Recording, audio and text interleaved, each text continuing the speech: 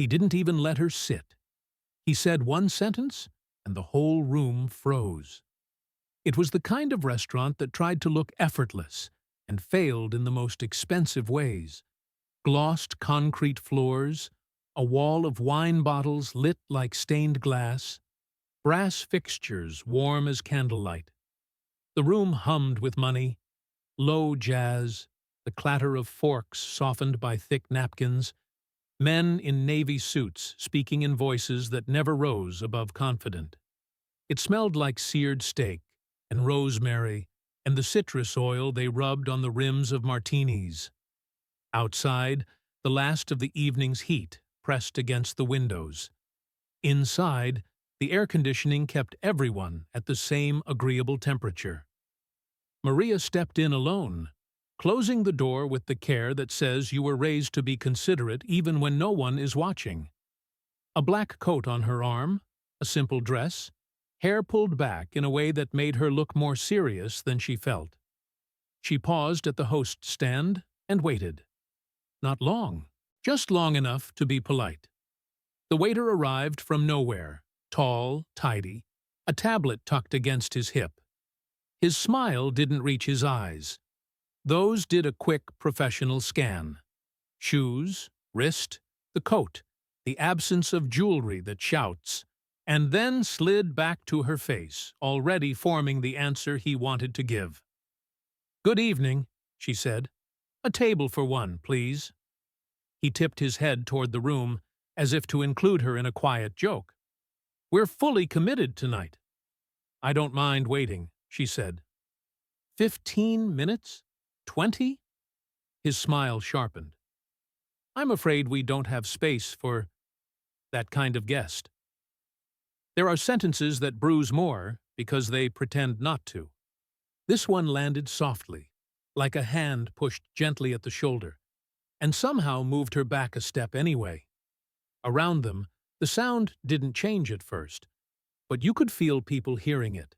A woman in a cream blazer pretended to check her phone and didn't swipe. A man at a four-top reached for his glass and found the stem twice. At the bar, a couple looked up at the same time and then looked away, synchronized in their choice to stay out of it. Two young guys in undone ties smirked. Quick, private. The way people smile when they've spotted an inside joke they didn't earn. Maria kept her voice even. "I can wait at the bar." "Put my name down?"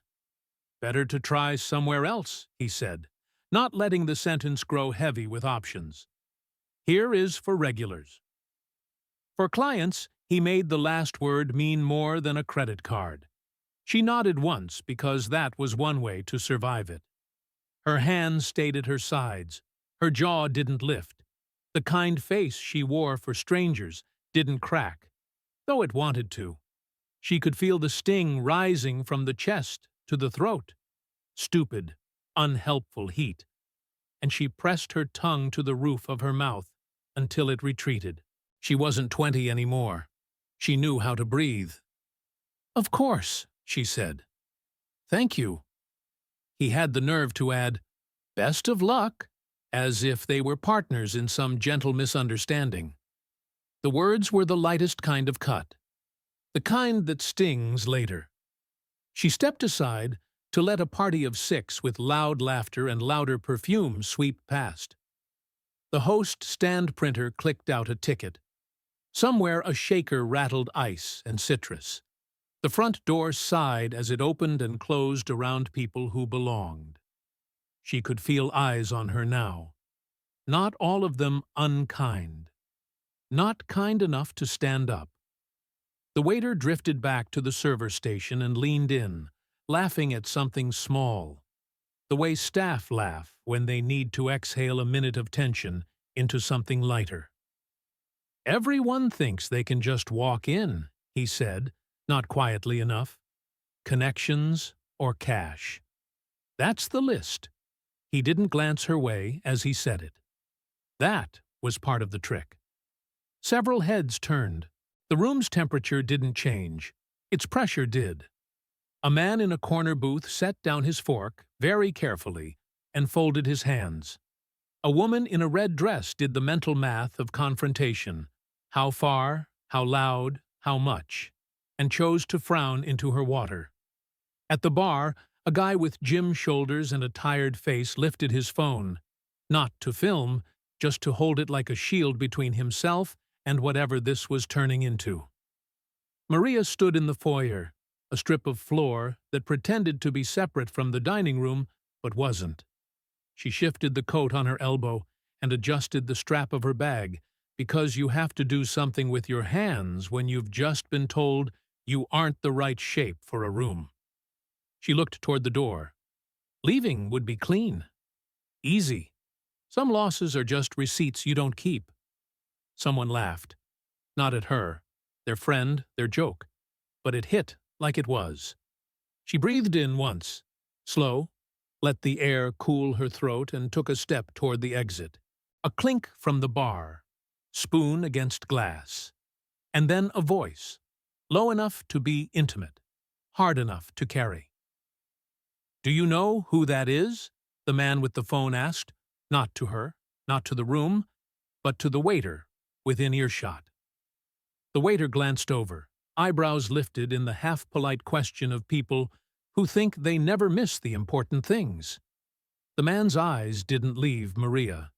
He wasn't smiling. The nearest table went quiet without deciding to. The couple at the host stand slowed their argument about seating preferences until the words were just air.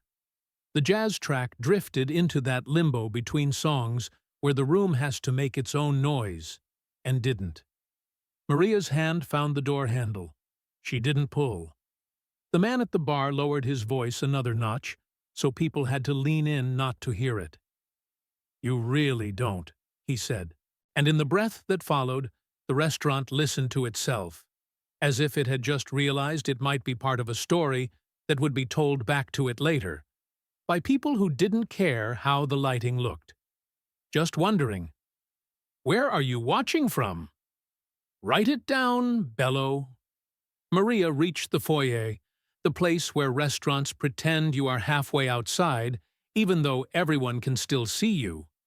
A gilt mirror stood opposite the door, and in it her reflection looked steadier than she felt. She adjusted the strap of her bag, smoothed fabric that wasn't creased, forced her shoulders into the posture her mother had taught her, dignity by arrangement. Breathe in, slow. Out through the teeth. Control the body, and the rest will follow. Behind her, the dining room began to stir in ways that weren't yet obvious, like a forest shifting before the storm breaks. Whispers slid across tables. A man at the bar leaned toward his drink and muttered her name, not finishing the last syllable as if it might summon something. A woman lifted her phone for a message, but didn't close the camera app. A couple leaned together, their heads nearly touching, speaking about her without speaking her name. Recognition was creeping around the room, and it made the air denser by the second. The waiter, oblivious, basked in the glow of his own remark. With his elbow propped on the server station, he spoke just loud enough for staff and guests to hear. "Every night it's the same," he said. "People think they can walk in here without money, without names, and sit where they please. They think this is a diner." The busser laughed nervously, eager to join the joke, but the hostess turned her eyes away, jaw set. She knew they had crossed a line. The remark spread through the restaurant like a small stone dropped in still water. It rippled outward. A table of executives fell silent mid-discussion. A woman in a red dress laid her napkin down with deliberate care, the corners sharp as she folded them. A young man in the corner angled his phone toward the host stand, pretending to check the time while the lens watched. Another man, broad-shouldered, with a tired face, set his phone down on the bar entirely, choosing to witness with his eyes instead of a screen. Maria felt every eye, though none looked directly at her. She turned slightly toward the door. A clean exit would save her dignity, or at least preserve it in fragments. But then the hinges groaned behind her, and a rush of cooler air entered the room. Someone had stepped in. The effect was immediate. No raised voice, no grand entrance, no entourage parting the crowd. Just the steady sound of shoes on concrete and the quiet shift of bodies making room without knowing why. He wore a worn jacket, dark jeans, a t-shirt washed to softness. Nothing suggested wealth or status. Everything suggested presence. Shoulders straight, steps deliberate, posture so unforced it demanded space. It took only seconds for the whispers to ripple again, this time sharper, more urgent. People knew before they admitted they knew. Recognition starts in the spine, not the eyes. The bartender froze mid-pour, beer glass overflowing onto his wrist. A diner leaned forward as if gravity itself had pulled him closer. Even the jazz track overhead seemed to hesitate, a gap between songs leaving the room naked. Chuck had arrived. He didn't look around the room. He didn't need to. His eyes went straight to Maria. She stood with her hand on her bag, chin slightly lifted in the posture of someone trying to leave with grace. But he read the signs no one else could. The tight grip of her hand on the strap, the forced stillness of her shoulders, the way her mouth pressed closed, not to tremble.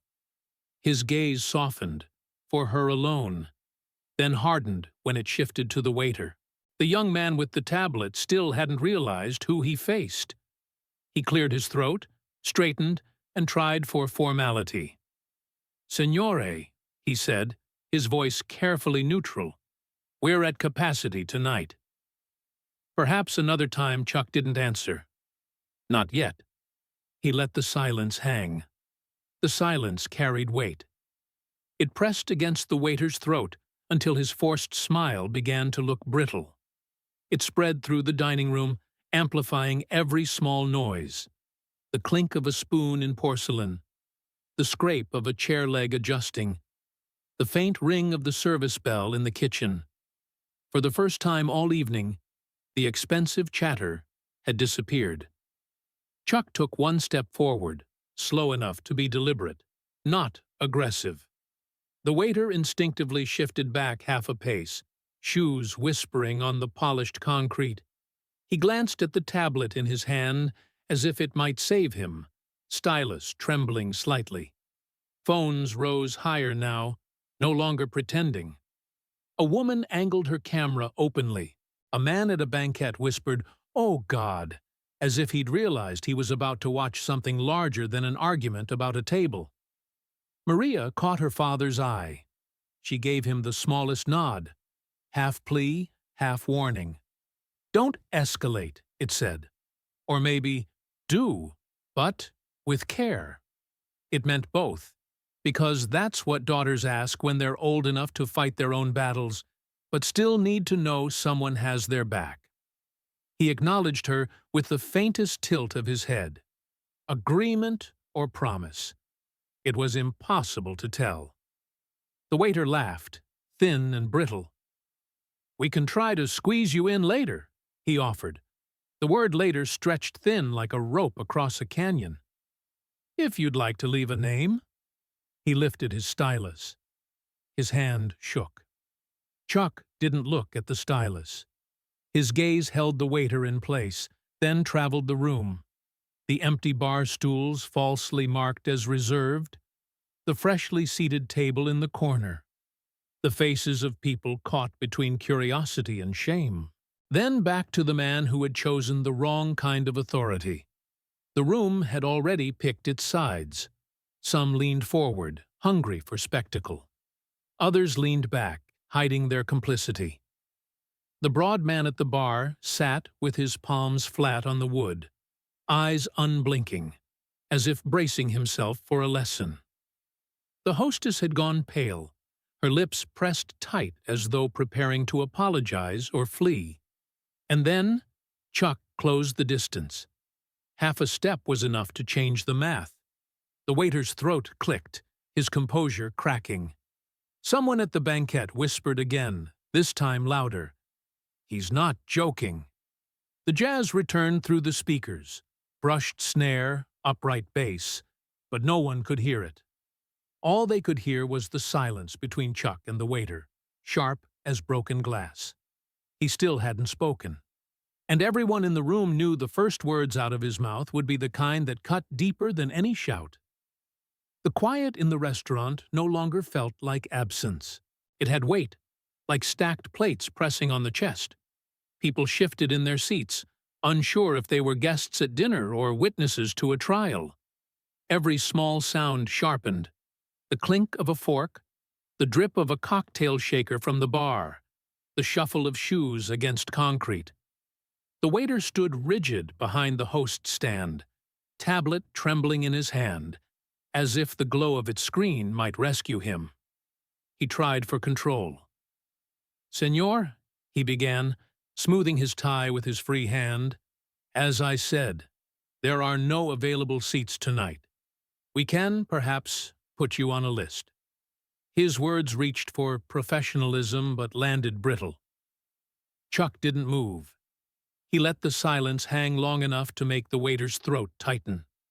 Then he said, calm and steady, "But you found time to humiliate my daughter. No rise in volume, no dramatics. Just the flatness of truth. And it hit harder than any shout could have." A ripple passed through the room. Heads turned. Phones rose, no longer pretending to be discreet. The waiter opened his mouth, closed it again. A joke hovered on his lips, something about policy or a misunderstanding, but it died before he could release it. His eyes flicked to Maria, then back to the man in front of him, realizing too late that the room was no longer on his side. Chuck didn't give him room to wriggle. "The misunderstanding," he continued, "is thinking you decide who counts." The words pulled the air out of the room. At the bar, a man murmured, "That's right," into his drink without meaning to. The hostess froze, her lips parting in something like relief. Even the couple at the window, who had been pretending not to listen, turned their faces openly now. The waiter tried to patch the hole with charm. "Of course she counts," he said quickly, forcing a smile. "But we have commitments, regulars, clients who—" "Clients expect respect," Chuck cut in, the syllables clean, heavy. The waiter's smile faltered. He gestured helplessly with the stylus, pointing toward the filled seats as if the crowd were his jury. "We simply need reservations. It's our policy." Chuck's eyes didn't harden, but they grew precise. "You had time to judge her," he said softly. "You have time to seat her." That line hit harder than anything before. The waiter shifted his weight back, shoulders brushing the host stand. The stylus rattled against the tablet. Across the room, people leaned in, no longer pretending. Phones angled higher, catching every second. A murmur rose from one table. "Do you even know who that is?" The question spread fast, whispered from booth to booth, until the waiter's own ears caught it. Recognition dawned on him late, like a flame catching on damp paper. He swallowed, his voice faltering as he tried, "Mr. Norris." Chuck didn't flinch. "Her name first," he said. "Ask her name." The waiter turned to Maria, forced into a respect he hadn't offered before. Your name, miss?" She gave it simply, her voice calm, but her chin high. That small exchange shifted the hierarchy. For the first time, the waiter's authority crumbled in front of the entire room. The hostess stepped forward, seizing the chance. "We have a table by the window," she said quickly, voice sharp with urgency. But the waiter, panicked, tried to reclaim control. He pasted on a brittle smile. "Of course," he said. "We can make an exception, given the circumstances. Next time, though, a call ahead would avoid this drama." The word drama landed like an insult. The room stilled again, harder this time. Forks hovered above plates. A man near the bar muttered a curse under his breath. The manager, who had been lurking in the shadows, finally appeared, his blazer too crisp, his expression carefully neutral. "Is there a problem here?" Chuck turned his head slightly, but didn't take his eyes off the waiter. "There was," he said. "We're deciding if it needs to stay one." The manager looked around the room, the phones, the stares, the tension so thick it might choke. His authority drained in an instant. He nodded once at the hostess. "Table 12, he ordered. It should have ended there. But pride does strange things when cornered. The waiter forced one last smile, pitched for the room. "Welcome," he said, voice trembling on the edge of collapse. "We're honored to have you both. Just remember, we prefer real clients." The word real was the spark in the tinder. The silence that followed was brutal. Maria's jaw tightened, her chin lifting just enough to show she'd heard it. The manager froze, eyes wide. The hostess shut hers entirely, bracing for the fallout. Chuck took one last step, not loud, not fast, but final. He stood so close the waiter could no longer hide behind the tablet, behind the stand, behind his brittle smile. The waiter's throat bobbed. His voice cracked as he whispered, "Sir, I—" And the restaurant, holding its breath as if the next word might decide what kind of place it was, went perfectly still. The waiter's hands shook, but pride can be louder than fear. He straightened, clutched the tablet like a shield, and forced his voice into a volume that made half the room flinch. "Here," he snapped, "everyone is equal. If you don't like it, the door is there." The last word cracked like glass, brittle, and for all its bravado, it carried a tremor. The kind of tremor that told the truth about how alone he suddenly felt. A ripple passed through the restaurant. Someone near the bar whispered too loudly, "That's Chuck Norris." The name didn't stay in one place. It spread like a draft, table to table, bar stool to booth, until the room itself seemed to whisper it back. Chuck Norris. People started standing, slowly at first, as though rising might make them part of the story, and then in clusters. Chairs scraped, glasses trembled on tabletops. Almost every phone in sight rose to shoulder level, red record dots blinking like watchful eyes. The waiter's color drained, but pride made him double down. He lifted his chin, still loud enough to pretend control. "We don't make exceptions," he barked. "Not for names. Not for myths. Rules are rules." Chuck didn't raise his voice. He never had to. "Equality," he said, the word quiet enough to make people lean forward to hear, "is when you respect everyone. You couldn't manage even one woman." The sentence landed like a hammer wrapped in silk. People shivered. A woman near the front pressed her hand to her chest.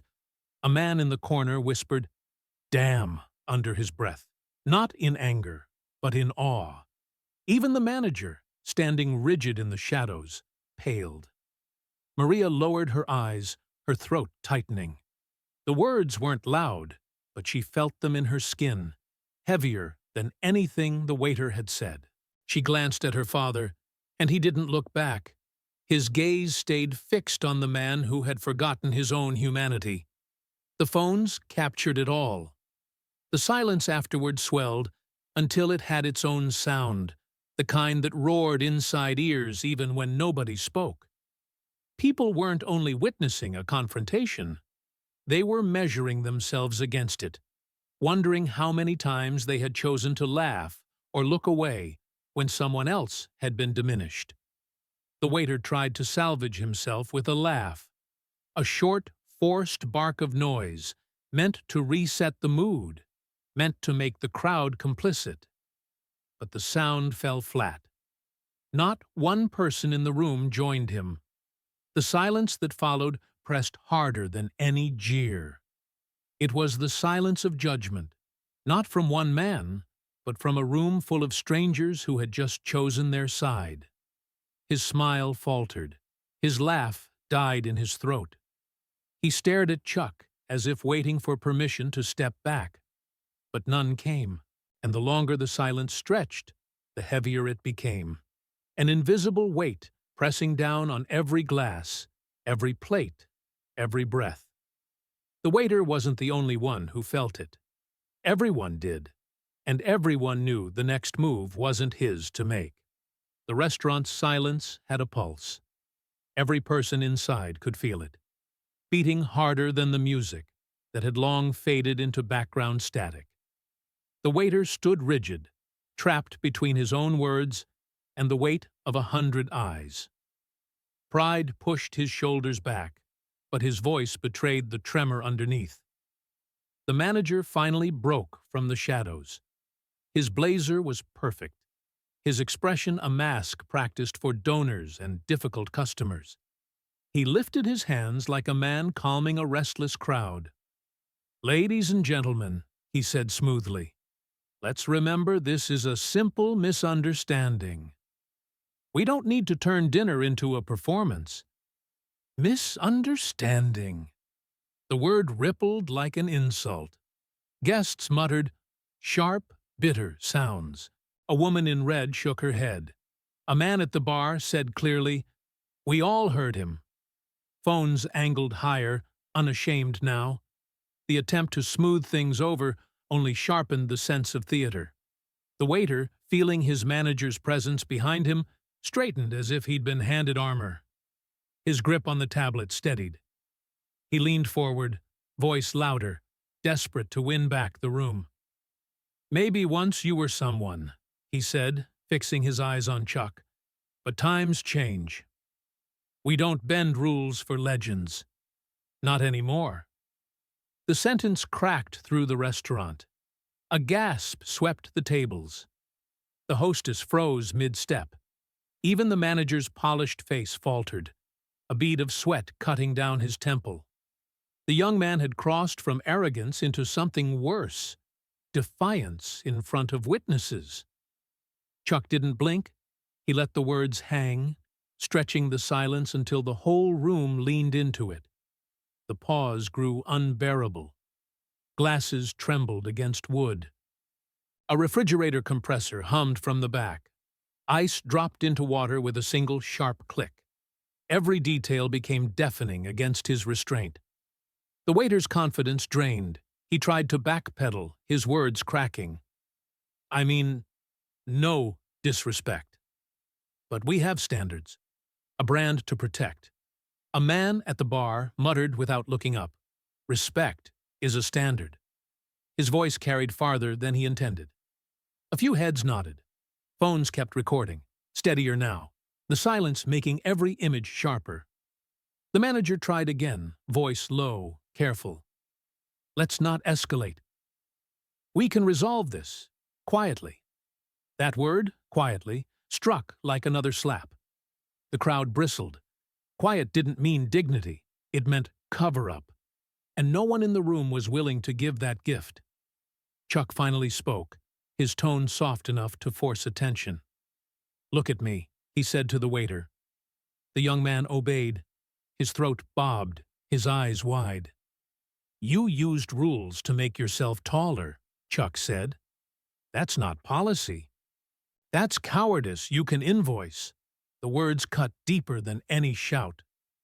The waiter shrank against the host stand, his stylus trembling in his grip. Chuck shifted his gaze briefly toward the manager. "And you asked for silence. You didn't want peace.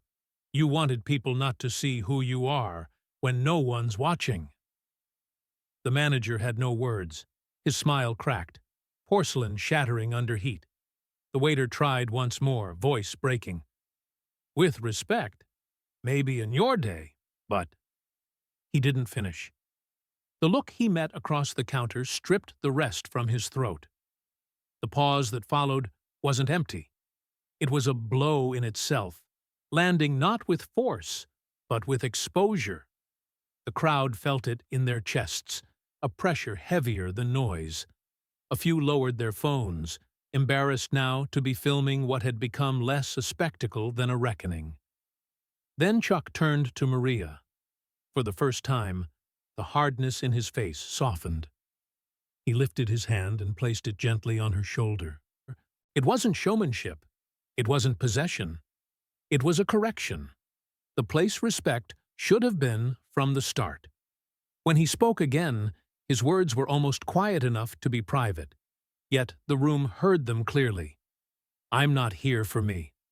I'm here for her. The restaurant shifted. Some gasped. Others closed their eyes as if to savor the line. The silence that followed wasn't tense anymore. It was charged, like the air just before lightning touches down. The hostess seized the moment, voice steady now. "Table 12, she said firmly, directing her words to Maria, not her father. It was an invitation and an apology layered together. A path opened between chairs without anyone asking. The manager stepped back, not out of grace, but because the room had already chosen its verdict. The waiter remained frozen, pale, his earlier arrogance evaporated. Pride still flickered, but it looked smaller now, starved of air. He had no more lines to throw, and the crowd, holding its breath, knew the next moment would decide whether the night ended in words or something heavier. The room held its breath so completely that even the air seemed to wait for permission. The waiter broke first. He tried a laugh, thin, bright, the kind of sound people use to paper over a crack, and forced out, "I was joking. I didn't mean anything by it." The words landed flat. Not a single smile came back. You could hear ice shift in a glass at the bar, and the faint hiss of the espresso wand in the kitchen. And his little laugh stood there alone, shivering. He added, "No offense," as if that phrase could rewind a scene. It made things worse. A woman at the window table said, "You did," not loud, not angry, just honest. The manager's mouth opened, then closed. He had run out of phrases that changed nothing. Chuck moved a half step, not a lunge, not a threat, just the small advance that turns two people speaking across a counter into two people standing inside the same truth. Phones rose the last inch to eye level. Red dots glowed. Every head in the dining room tilted toward him. He didn't raise his voice. He leaned in just enough that the words could travel the shorter distance and nowhere else. His hand rested lightly on the host stand, the other still on Maria's shoulder. He said one sentence, quiet and exact, meant for a single set of ears. No one heard it. Everyone saw it land. Color drained from the waiter's face as if a switch had been flipped. The muscles in his jaw loosened. His grip on the tablet softened until the stylus slid a fraction in his fingers. His eyes dropped, then came up, then dropped again and stayed there, focused on a point somewhere near his own shoes. He swallowed. The apology, when it finally arrived, didn't reach for performance. "I'm sorry, miss," he said to Maria, the miss unsteady but real. "I was wrong." A murmur passed through the room, not triumph, but release.